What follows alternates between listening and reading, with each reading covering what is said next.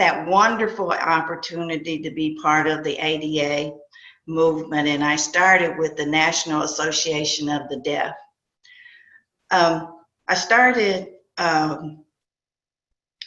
working at the National Association of the Deaf as an employee specialist / interpreter. And while I was there, I had the opportunity to meet Linda Street. She was a young African-American woman who came to Indiana to start Federal Express, a hub in Indianapolis. She was an energetic and a hardworking manager that wanted to make a change, and together we were able to form a night shift that included individuals who were deaf. And we were also able to bring on an interpreter, and her name is Susan Holzapple, to have staff work part-time with full-time benefits. I am glad to say that Federal Express has continued to hire deaf people and to have interpreters on site. I later was able to go into Washington, D.C. and to become an advocate for the first deaf president for Gallaudet College. And his name was I. King Jordan. We marched tremendous amount of times to the Capitol. We protested with so many individuals to say that it is time to make a change. It is time to have a deaf president at Gallaudet College.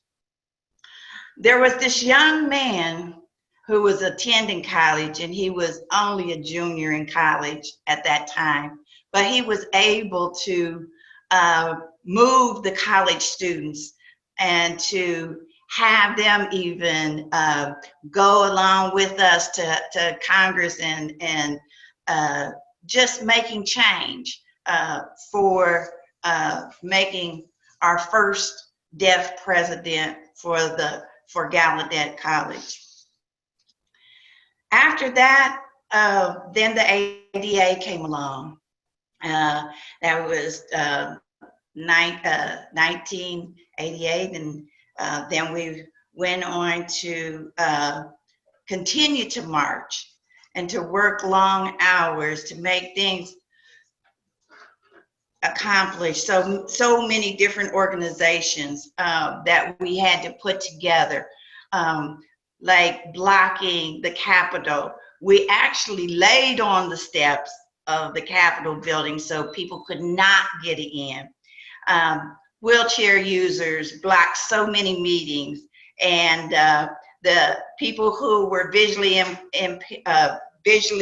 impaired brought their dogs so that they could block the elevators. They could put the dogs in the elevator with them, and they couldn't get people in the elevator. And then we had the young students at Gallaudet College who were vibrant and exciting to protest. So we were just really making that movement and making sure that we could make our statement. And then just thanking Tom Harkins, Ted Kennedy, Justin Dart, and John Lewis, who were behind us. And you have to have good, strong Congress people behind you when you're trying to make a movement like the ADA. And when that day came, we were all excited. We were excited about just the day and just how many different people had worked so hard and so diligently to make that movement happen. And that day, you can't believe it. It was people across the United States that had made individual movements, they had written letters individually to make this day happen. And once that we saw the signing, then we went out and we all celebrated together. And that was such a wonderful, wonderful day. I was invited to the Indiana Governor's Planning Council. It's called Partners.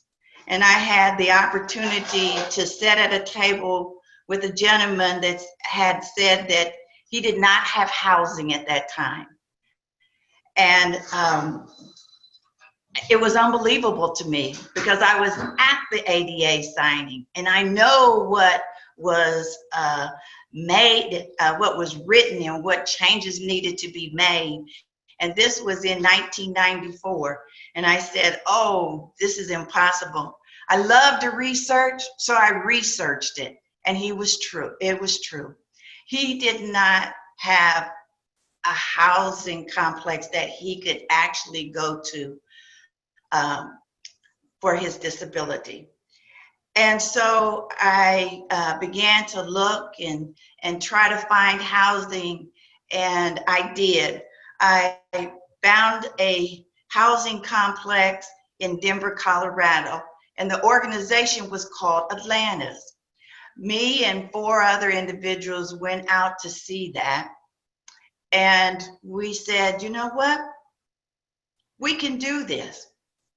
So we came back and we had 3 other individuals to assist with us in helping us design housing in the city of Muncie, Indiana. And we started in 1994. And in November of 1999, we were able to design, develop, and provide accessible housing for individuals with disability and for individuals without disabilities. I have seen so many changes during the day that I sat in the sun in 1990 to see that passage signed until today. And I want to leave everyone with these words with the late John Lewis, because it was the civil rights movement. It was the ADA movement. But John Lewis told us this, and let me quote, when you see something that is not right, not fair, not just, you have to speak up. Silence is not an option. Make a change.